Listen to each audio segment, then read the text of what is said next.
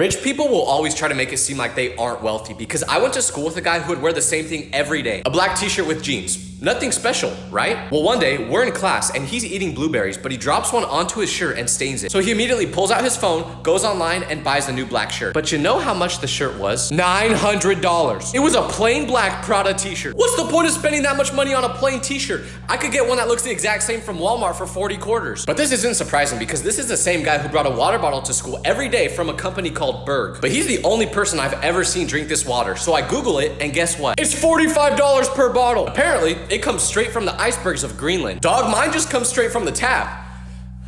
I want to be rich so bad.